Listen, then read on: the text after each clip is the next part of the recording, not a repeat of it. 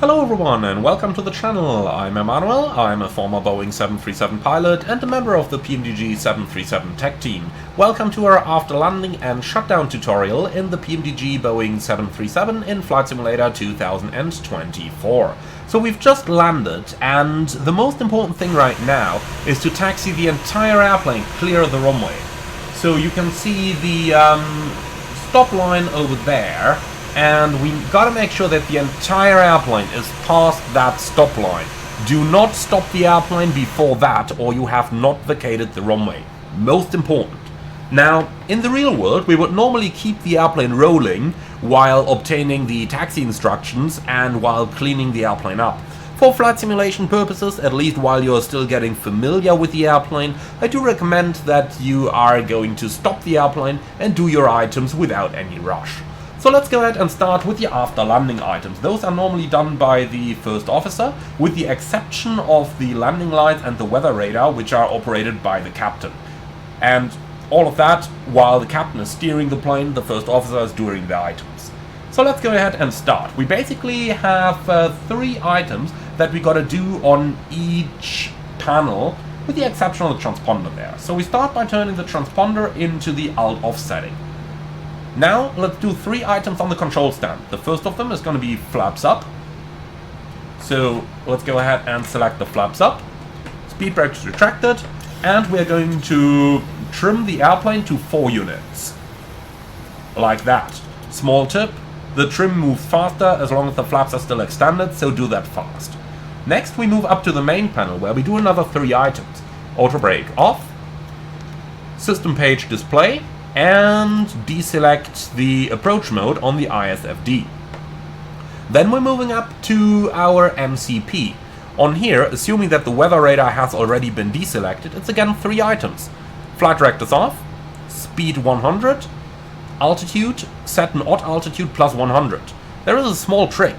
If you put just the left flight director off and hit level change, there is a 50-50 chance that it may reset the speed down to 100 knots.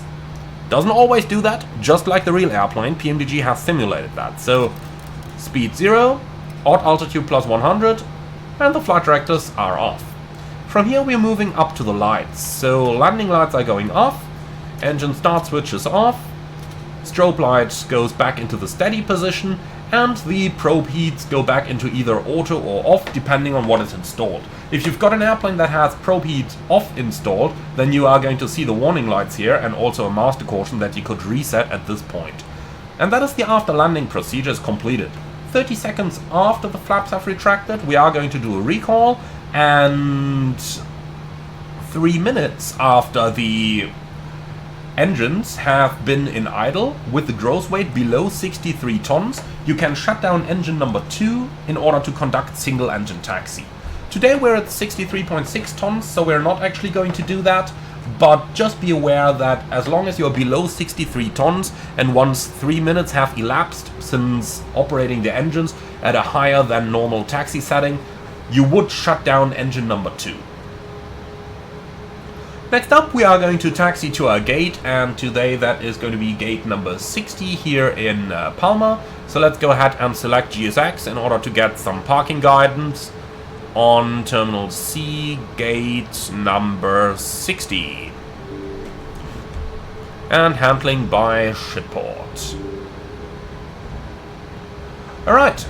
Start the APU as soon as it seems reasonable, so that the APU just about becomes available by the time that you stop the airplane at the gate. Normally, if you do that like 100 or 200 meters before turning into the gate for normal taxi speeds, that works very well. Just for the demonstration of it, I am going to shut down engine number 2, so that we do single engine taxi in over here. The airplane taxis very well under single engine conditions. You can even turn over the live engine without too much of a hassle. When turning into the gate, oversteering technique needs to be used, otherwise there is a good chance that you are going to end up off the center line, and make sure that the lights are turned off as you're turning into the parking gate. Now, unfortunately we don't have any guidance system here because GSX crashed in the background, so we'll just stop the airplane ourselves. go a little bit further front, and here we go. Alright, once reaching the gate, we are going to set the parking brake, verify the red light down here, and when the APU generator of bus shows, we are going to turn the APU generator on. Then we verify 2 blue, 1 red, and that's our mnemonic for engines dead. Always remember, the APU generator does not come on automatically.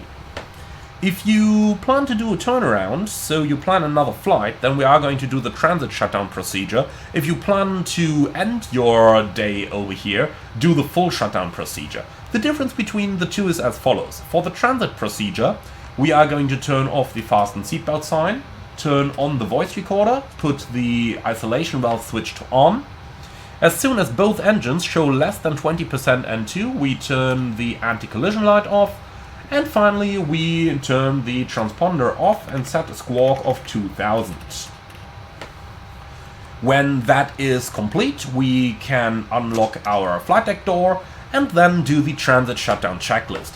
If you plan a full shutdown, also turn off the fuel pumps, turn off the window heat, and turn off the electric hydraulic pumps in the process, but do not turn on the voice recorder. So for the full shutdown, we would turn the fuel pumps off, leave one for the APU as needed, window heat off, electric hydraulic pumps off, and the voice recorder should remain in the auto position so that it does not override whatever happened on the previous flight. And with that, we can do the shutdown checklist, and we have successfully completed our first flight with the PMDG 737 in Flight Simulator 2024. Now let's go ahead and do a couple more items that you would commonly see after an arrival. First of all, we go into the ground operations and we set our chocks, and we are going to also request our jetway. So if you go to PAX entry method and select jetway, then you can request that jetway over here. We are going to request a ground power unit, which is connecting right now. And if you're in an airport where hot conditions are typically encountered, then you may also connect an air conditioning unit as required. Today, temperature is 19 degrees, there is no air conditioning unit required. As soon as the ground power unit is available, we are going to switch it on, and then we can shut the APU down and also kill the fuel pumps if they've been previously on for the APU. Again, in a transit procedure, so if another flight was planned, we would keep them on anyway. Now, if you want to use an air conditioning unit, if you want to request that, then be sure to turn the air conditioning packs off to avoid any damage that could happen to the packs. Now, with all of that in mind, let's assume that we are completely done and we are going home. The next thing we are going to do is to switch the IRSs off. We are going to switch off the emergency exit lights over here. So, should be open like this, switch it off, and then we can do the securing the aircraft checklist. When all of that is done, we can leave the airplane in a state like this if an engineer is there to attend the airplane and take it over. If there is no engineer here, then we would have to shut the airplane completely down. So wait for the APU to shut down, and basically a minute after turning the APU switch off, the APU air inlet flap on the outside of the plane would have closed. So assuming that that minute has passed, we could turn the ground power switch off, and then finally turn the battery off.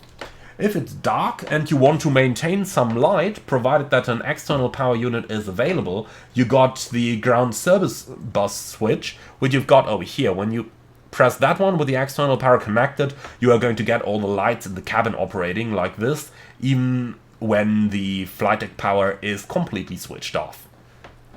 My friends, and that concludes our 737 tutorial series.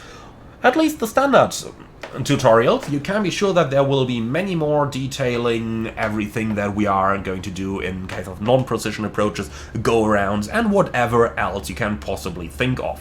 Thank you very much for watching. As always, be sure to like, comment and subscribe, and if you really love what I'm doing on this channel, I would appreciate a small donation through the Buy Me a Coffee link in the video description below. Thank you very much for watching, and I'm looking forward to see you all again on the next one.